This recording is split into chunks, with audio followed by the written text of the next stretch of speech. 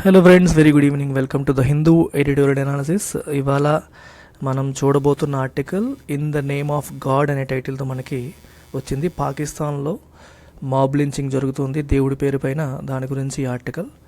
So ఈ particular editorial analysis I'm doing it from Maldives. I have this satisfaction. Last time Dubai నుంచి ఒక editorial analysis చేశాను, మళ్ళీ ఇప్పుడు మాల్దీవ్స్ నుంచి కూడా చేసేస్తే ఒక చిన్న తృప్తి. సో ట్రిప్ అవుతుంది బాగానే, ఏదో మిస్ అవుతుందన్న ఫీలింగ్ వచ్చింది. అప్పుడు గుర్తొచ్చింది, సరే ఇక్కడ మనం ఎడిటోరియల్ చేయలేదు కదా, అందుకనే ఎంత ఎంజాయ్ చేస్తున్నా ఏదో మిస్ అవుతుంది. ఎక్కడున్నా ఏం చేసినా మనకి నచ్చిన పని చేస్తూ ఉండాలి, అప్పుడు చేస్తున్నప్పుడే హ్యాపీనెస్ అనేది ఉంటుంది. సో నేను బాగా ఎంజాయ్ చేసే పని మీ అందరికీ ఎడిటోరియల్ని లైన్ బై లైన్ ఎక్స్ప్లెయిన్ చేయడం. సో అది ఎక్కడున్నా సరే వీలైనప్పుడు చేయగలిగితే అందులో వచ్చే హ్యాపీనెస్ కిక్కే వేరు. సో అందుకనే I decided to do it. కొంచెం టైం ఎంజాయ్మెంట్ నుంచి పక్కన పెట్టి కొంతసేపు దీనికి కేటాయిస్తున్నాం. సో ఇది కూడా ఎంజాయ్మెంటే. In the name of God అంటే దేవుడి పేరుతో. Violence in the name of blasphemy exposes sectarian fault lines of Pakistan. Blasphemy అంటే అర్థం ఏంటమ్మా అంటే దేవుడి పట్ల కానీ రిలీజియన్ పట్ల కానీ అమర్యాదగా అపవిత్రంగా ప్రవర్తించడాన్ని మనం బ్లాస్ఫెమీ అంటాం. An act which desecrates God which is offensive to religion is called a blasphemous act.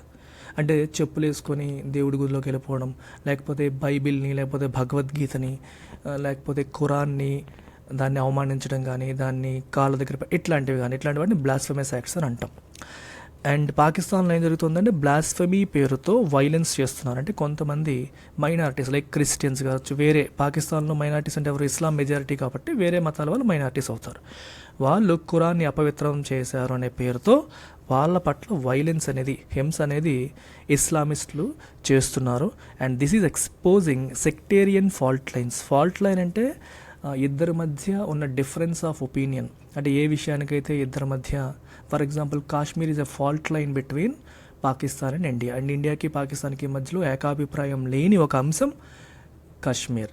అలాగే అంటే గ్రూపిజం, ఈ సెక్టేరియన్ అని రాశారు. సెక్టేరియన్ అంటే అర్థం ఏంటి? రెండు గ్రూపులుగా, అంటే ఏకత్వంగా లేకపోవడం, కలిసి లేకుండా ముక్కలుగా విడిపోతుంది అనే దానికి ఇది ఒక ఇండికేషన్ అన్నట్టు. అంటే పాకిస్తాన్లో ప్రజలందరూ రిలీజియన్స్ అన్నీ కలిసికట్టుగా ఉండట్లేదు. సో ఒక మతం వాళ్ళు ఇంకో మతాన్ని డామినేట్ చేస్తున్నారు, బ్లాస్ఫెమీ పేరుతో మైనారిటీస్ని హింసిస్తున్నారు అనేది కనిపిస్తోంది. సో పాకిస్తాన్లో ఉన్న సెక్టేరియన్ ఫాల్ట్ లైన్స్ అంటే డిఫరెంట్ సెక్ట్స్గా పాకిస్తానీ కంట్రీ అనేది విడిపోతుంది అనే విషయాన్ని ఇది ఇండికేట్ చేస్తోందని మీనింగ్ అనమాట. ద అటాక్ బై ప్రొటెస్టర్స్ అంటే నిరసనకారులు on churches and houses of Christian minority. చర్చిల పైన, క్రిస్టియన్ మైనార్టీ వాళ్ళ ఇళ్ల పైన అక్కడ ఈ నిరసనకారులు ఏం చేస్తారంటే అటాక్ చేశారు ఇన్ ఫైసలాబాద్ ఆన్ వెడ్నెస్డే. ఎందుకని? ఓవర్ అలిగేషన్స్ అంటే ఆరోపణలు. ఏమని? Of blasphemy. వాళ్ళు బ్లాస్ఫెమస్ యాక్ట్స్కి పాల్పడ్డారు, అంటే ఇస్లాంని లేకపోతే ఖురాన్ని అపవిత్రం చేశారు అని వాళ్ళ ఇళ్లపైన, అక్కడ చర్చిల పైన అటాక్స్ అనేవి జరిగాయి.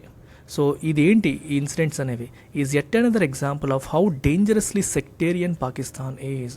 సో దీన్ని బట్టి మనకి ఏమర్థమవుతుంది, పాకిస్తాన్ అనేది ఎంత సెక్టేరియన్ అంటే సెక్ట్స్గా ఎలా విడిపోయింది అనే దాన్ని ఈ పర్టికులర్ ఇన్సిడెంట్ అనేది మనకి తెలియజెప్తోంది. Triggered by reports that a Christian man from Jaranwala had desecrated the ఖురాన్ని. ఈ జరన్వాలాకి చెందిన ఒక క్రిస్టియన్ మ్యాన్ డిసెక్రేట్ చేశాడు, అపవిత్రం చేశాడు, అవమానం చేశాడు.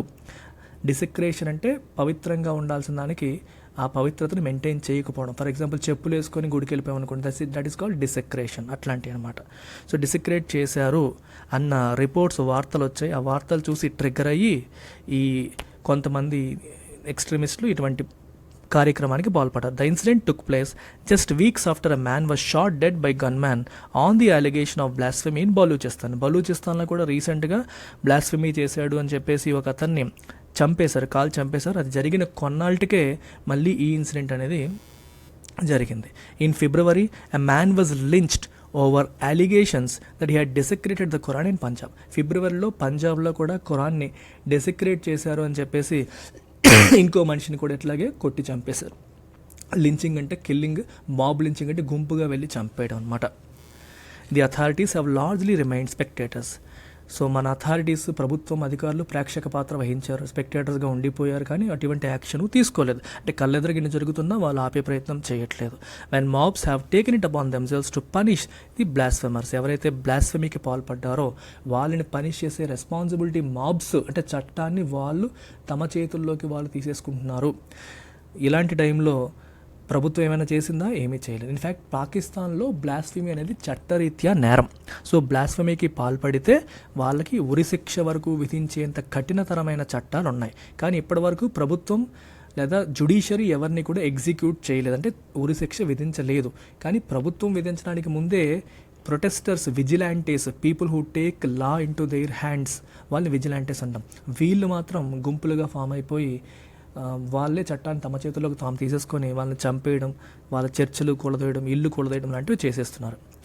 The Jaranwala incident 2, according to reports the authorities were slow to response. Okay, ఈ జరాన్వాలా ఇన్సిడెంట్లో కూడా రిపోర్ట్స్ ఏం చెప్తున్నాయంటే మనకి అథారిటీస్, ప్రభుత్వాధికారులు వీళ్ళంతా కూడా వర్ స్లో టు రెస్పాండ్. వాళ్ళు జరిగిందని తెలిసినప్పటికీ చాలా స్లోగా రెస్పాండ్ అయ్యారు. Raising questions on whether the state is willing to protect Pakistan's religious minorities from the repeated mob violence, especially when it comes to attacks in the name of blasphemy. Blasphemy పేరుతో జరుగుతున్న ఈ దాడుల నుంచి మైనారిటీస్ని కాపాడాలనే ఉద్దేశం అసలు ప్రభుత్వానికి ఉందా లేదా అనే విషయంలో సందేహాలు కూడా వస్తున్నాయి. ఎందుకంటే ప్రభుత్వం తప్పు జరుగుతుందని తెలిసినప్పటికీ కూడా it was slow to respond. సరైన టైంలో సరైన యాక్షన్ తీసుకోవట్లేదు, నెమ్మదిగా నింపాదిగా రెస్పాండ్ అవుతుంది. సో తనకి చిత్తశుద్ధి ఉందా, మైనారిటీస్ని కాపాడే ఉద్దేశం ఉందా లేదా అనే విషయంలో కూడా మనకి కొన్ని డౌట్స్ అనేవి వస్తున్నాయని చెప్పి ఇక్కడ చెప్పొచ్చు. In Pakistan blasphemy is punishable by death. మీకు చెప్పాను, though nobody has been executed to death. బ్లాస్ఫెమీకి మరణశిక్ష వరకు శిక్ష ఉంది పాకిస్తానీ చట్టంలో, కానీ ఇప్పటి వరకు ఎవరిని మరణశిక్ష వేసి చంపలేదు. But it has remained a deeply polarising issue. కాకపోతే ఇది ఒక పోలరైజింగ్ ఇష్యూ. పోలరైజింగ్ అంటే ప్రజల్ని భిన్న ధ్రువాలుగా విడగొట్టే, అంటే గ్రూపులుగా విడగొట్టే ఇష్యూ ఇది. with extremist sections raising allegations and often violently targeting those accused of the crime. ఎక్స్ట్రీమిస్టులు అంటే అతివాదం ఉన్నవాళ్ళు, అంటే ఏదన్నా భావజాలాన్ని స్ట్రాంగ్గా నమ్మేవాళ్ళు, విపరీతంగా నమ్మేవాళ్ళు, అంటే మిడిల్ పాత్, మోడరేషన్ లేకుండా అవసరమైతే హింసకు కూడా వెళ్ళిపోయే వాళ్ళు ఎక్స్ట్రీమిస్టులు అనమాట. సో వీళ్ళు ఎటువంటి అలిగేషన్స్ రైజ్ చేస్తున్నారు? రైజ్ అంటే లేవనెత్తడం, అలిగేషన్స్ అంటే ఆరోపణలు. ఏమని? Raising allegations and often violently targeting those accused of the crime. ఎప్పటికప్పుడు చాలామంది మన మతాన్ని, మన ప్రోఫెట్ని, మన ఖురాన్ని వీళ్ళు అపవిత్రం చేస్తున్నారని అలిగేషన్స్ చేయడమే కాకుండా అలా చేస్తున్న వాళ్ళని వైలెంట్గా టార్గెట్ కూడా వాళ్ళే చేస్తున్నారు. అంటే ప్రభుత్వము చట్టం వరకు వెయిట్ చేయట్లేదు. They are taking the law into their own hands అనమాట. According to Islamabad-based Center for Research and Security Studies, at least 89 Pakistanis, including 18 women, have been killed in 1415 accusations or cases of blasphemy since 1947.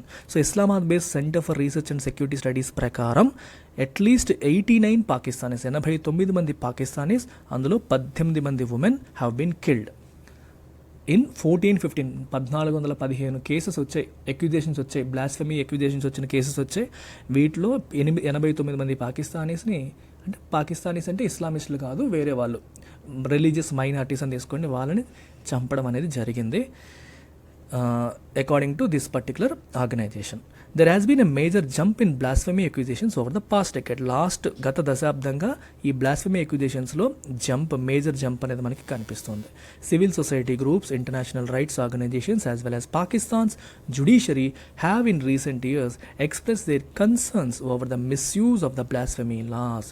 చూడండి, civil society groups తీసుకోండి, international rights organizations తీసుకోండి, and Pakistan యొక్క judiciary తీసుకోండి. ఇవంతా కూడా recent ఇయర్స్లో వాళ్ళ యొక్క కన్సర్న్ని వ్యక్తపరిచాయి, ఆందోళన వ్యక్తపరిచాయి. ఏ విషయంలో? Over the misuse of blasphemy. ఈ బ్లాస్ఫెమీ చట్టాలని మిస్యూజ్ చేస్తున్నారు, తప్పుగా ఉపయోగిస్తున్నారని చెప్పేసి వాళ్ళ యొక్క కన్సర్న్స్ లేదా ఆందోళనని వ్యక్తపరచడం అనేది జరిగింది.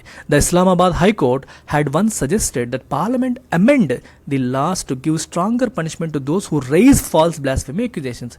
ఇస్లామాబాద్ హైకోర్టు ఏం చెప్పిందంటే రీసెంట్గా పార్లమెంట్కి చట్టాన్ని అమెండ్ చేయమని చెప్పింది. ఏమని?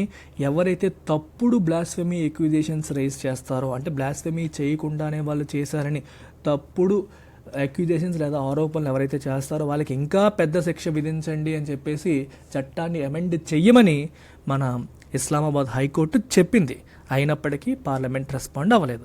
But the rising violence and growing criticism have done nothing to push Pakistan's leaders to address the menace అంటే ఈ ప్రాబ్లం, ఈ సమస్యని పరిష్కరించడానికి పాకిస్తానీ లీడర్స్ అస్సలు అడుగు వేయట్లేదు.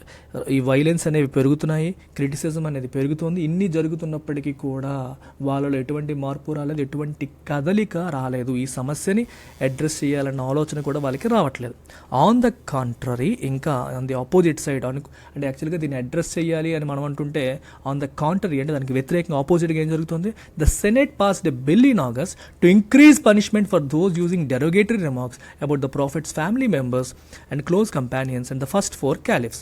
బేసిక్గా ప్రాఫిట్ ఫ్యామిలీ మెంబర్స్ గురించి కావచ్చు, క్లోజ్ కంపానియన్స్ గురించి కావచ్చు, ఫస్ట్ 4 క్యాలిఫ్ అంటే ప్రాఫిట్ యొక్క సక్సెసర్స్ని మనం క్యాలిఫ్స్ అంటాము. సో క్యాలిఫ్ అంటే ఒక ముస్లిం leader, political and religious leader రెండు కూడా దాన్ని క్యాలిఫ్ అంటారు. వాళ్ళు పరిపాలించిన ఏరియాని క్యాలిఫేట్ అంటారు. సో ఫస్ట్ 4 క్యాలిఫ్స్ని, ప్రాఫిట్ మహమ్మద్ యొక్క family members and close companions గురించి ఎవరైనా సరే డెరోగేటరీ, అవమానకరంగా వాళ్ళ గౌరవానికి భంగం కలిగించేలాగా మాట్లాడితే వాళ్ళకి ఇచ్చే పనిష్మెంట్ ఇంక్రీజ్ చెయ్యాలి అని చెప్పి బిల్లు పాస్ చేసిందంట సెనెట్. అంటే అసలు యాక్చువల్గా ఈ హింసని తగ్గించాలరా బాబు అంటే ఇంకా డెరోగేటరీ రిమార్క్స్ చేసే వాళ్ళకి ఇంకా శిక్ష విధించాలని చెప్పి రివర్స్లో ఇట్లా జరిగింది. Further tightening the blasphemy laws, ఈ బ్లాస్ఫెమీ లాస్ని ఇంకా ఫర్దర్ టైటన్ చేస్తూ ఇది జరిగింది. It is this pampering of extremist sections. ఈ ఎక్స్ట్రీమిస్ట్ సెక్షన్స్కి ఏం చేస్తుంది ప్రభుత్వం? ప్యాంపర్ చేస్తుంది. వాళ్ళు ఏం చేసినా వాళ్ళు ఏమీ అనట్లేదు, ఊరుకుంటుంది. Of society by the state and impunity అంటే ల్యాక్ ఆఫ్ పనిష్మెంట్. అంటే ఒక తప్పు చేసినా సరే మనల్ని ఎవడు ఏమీ అనడు అనే సిచ్యువేషన్. ఇప్పుడు ఒక ఎక్స్ట్రీమిస్ట్ సెక్షన్ వచ్చి చట్టాన్ని తమ చేతుల్లో తాము తీసుకొని హింసించేసి చర్చని కూలదోసేసినా ప్రభుత్వం ఏమీ చేయలేదనుకోండి, దే ఆర్ ఎంజాయింగ్ ఇంప్యూనిటీ. వాళ్ళు ఇంప్యూనిటీని ఎంజాయ్ చేస్తున్నట్టు. అంటే ఫ్రీడమ్ ఫ్రమ్ పనిష్మెంట్, దాన్ని ఏమంటాం మనం? ఫ్రీడమ్ ఫ్రమ్ పనిష్మెంట్ అని చెప్పి అంటాం. With which Islamist and other parties have misuse the laws that are empowering extremist who are unleashing violence against the defenceless in the name of blasphemy. Blasphemy పేరుతో defenceless, ఎవరికైతే defence లేదు అంటే తమను తాము రక్షించుకోలేరో అట్లాంటి వాళ్ళపైన వైలెన్స్ని అన్లీష్ చేయడం ఉపయోగిస్తూ ఈ ఎక్స్ట్రీమిస్టులు చేసుకెళ్ళిపోతున్నారు. చట్టాలని మిస్యూజ్ చేసుకుంటూ వెళ్తున్నారు. వీళ్ళు ఏం చేస్తున్నా సరే ప్రభుత్వం మిన్నకుంటోంది. It is remaining a mute spectator. ఒక మౌన ప్రేక్షకుడి పాత్ర ప్రభుత్వం పోషిస్తోంది. అందువల్లే they are enjoying impunity, freedom from. అంటే మనం ఏం చేసినా మనల్ని పనిష్ చేయరు, చట్టాన్ని మన చేతుల్లోకి మనం తీసేసుకున్నా మనకి ఏం జరగదు. మనకి ఇండియాలో కౌ విజిలాంటిజం లాగా. సో గోమాతని పరిరక్షించాలి అనే పేరుతో కొంతమంది ముస్లిమ్స్ని చంపేయడం అనేది జరుగుతుంది. అయినప్పటికీ ప్రభుత్వం వీళ్ళని ఎటువంటి శిక్ష విధించట్లేదు. సో ఇంప్యూనిటీ ఎంజాయ్ చేస్తున్నారు కాబట్టే మళ్ళీ అలాంటి ఇన్సిడెంట్స్ అనేవి జరుగుతున్నాయి. సో సిమిలర్గా అక్కడ కూడా జరుగుతుంది.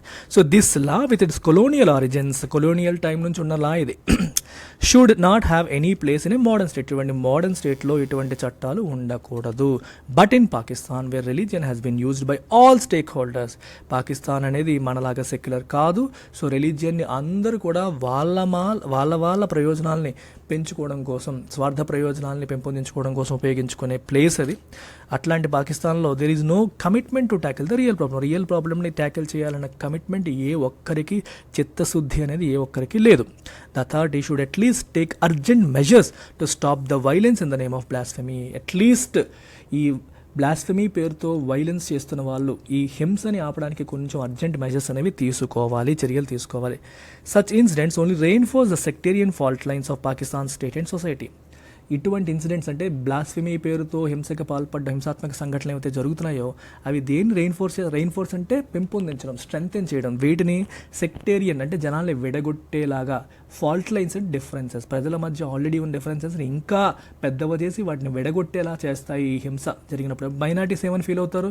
ఇక్కడ మనకి రక్షణ లేదు అంటే అక్కడ ఉన్న హిందువులు కావచ్చు, అక్కడ ఉన్న క్రిస్టియన్స్ కావచ్చు, రక్షణ లేదని భావించి ఇస్లాం పైన వాళ్ళు ఇంకా ద్వేషభావాన్ని పెంచుకునే అవకాశం అనేది జరుగుతుంది. సో రెండు మతాల మధ్య, మిగిలిన మతాలకి ఇస్లాంకి మధ్య డిస్టెన్స్ ఇంకా పెరిగిపోయే పరిస్థితి అనేది వస్తుంది. సో ఫాల్ట్ లైన్స్ అనేవి ఇంకా పెరిగిపోతాయి, సెక్టేరియనిజం అనేది ఇంకా పెరిగిపోయే అవకాశం అనేది ఉంది. అందుకని అథారిటీస్ ఈ హింసాత్మక సంఘటనలు ఎలా అయినా సరే ఆపాలి. ఆపితేనే ఈ సమస్య అనేది సాల్వ్ అవుతుంది. Hello, my name is Sohas and my dad's pic was taken by me.